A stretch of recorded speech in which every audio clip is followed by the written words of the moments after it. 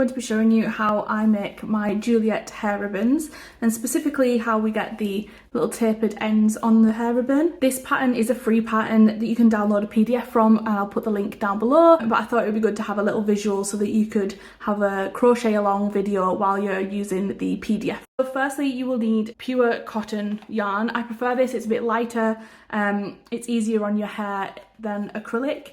And this is the James C. Brett. It's 100% pure cotton. And I believe the colour is, yeah, it's just lilac. So that's the one I use. It's double knit weight. A 4mm hook. I'll have a link to these hooks in the description as well. Scissors, darning needle, and you might need a stitch marker, you might not, depends how you go. Okay, so we're going to start with just a slip knot on our hook. The pattern says to chain 90. I'm not going to chain 90 just for this video. I'm going to do 20. So that's 1, 2...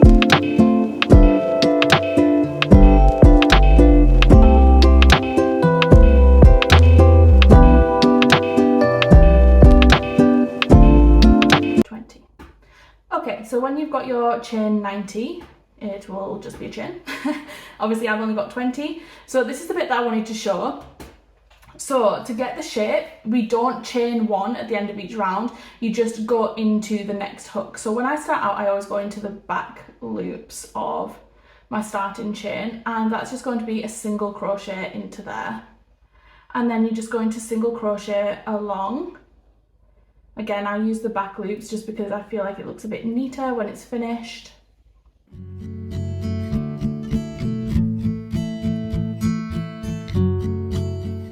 And then into that very last one there. Okay, so we've single crocheted into each stitch along. And like I said, we're not going to chain 1, so we're just going to turn. We're going to miss that first stitch where the last stitch, we're going to miss that.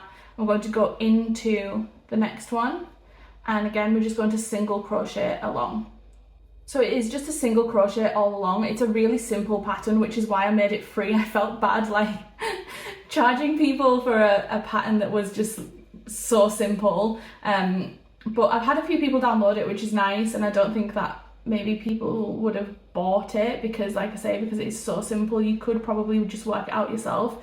But when I worked it out, I was like, oh, this is cute, like, hello. There we go.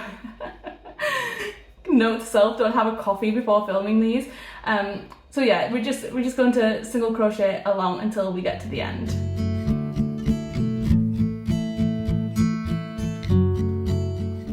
Okay, and then we're going into this last stitch here. Again, we're not going to chain 1, we're just going to turn and go back into that next stitch. So as you go along, you will lose 1 stitch per row. So if you start with 90, the next row you would have 89, and the next row you'd have 88, and just going along like that, that's how you get the tapered end. By not chaining 1, it means that your end isn't straight, basically. So again, we're getting to the end now, so we're going to single crochet into that last stitch. We're going to turn, and we're going to single crochet into this next one here.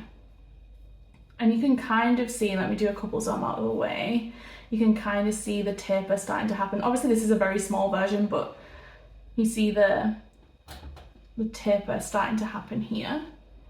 So it's not a straight edge, we've got a nice slant going. So again, we're just going to single crochet along until we get to the other end. Okay, last stitch.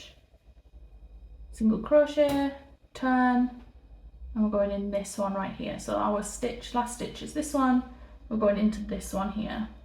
And that way you lose a stitch each round. Okay, so I'm going to finish this row, and then I'm going to show you how to do the edging.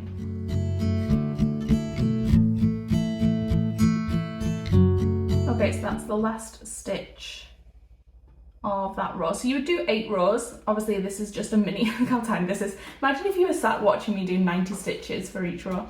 You can see there that there's a taper on the end there. After 8 rows, it's a bit more obvious because it's longer. But just for the purpose of this, I'm just going to show you how we do the edging. You've finished your row, you're going to do chain 1, that's just so that we can turn the corner. And then you're going to single crochet into each stitch. So you can see there's a 1 single crochet, going to go into this one.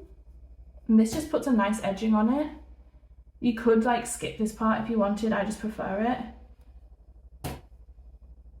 I'm literally just like finding the stitch, like the pillars of the stitch that you can see there, and going through that. So you're like on the side of the stitch. There we go. And then I'm going to slip stitch into this very first stitch here that we did, just to attach it. And then I'm going to chain and clip it off. Like that. And then you would reattach your yarn over on this side, do the same, single crochet along, slip stitch and cut off. But that's how you get the shape. So you can see there's a nice taper to the end. I do prefer having the single crochets on the end. It just looks more finished than this sort of raw edge that we have here. And then when you're finished, you have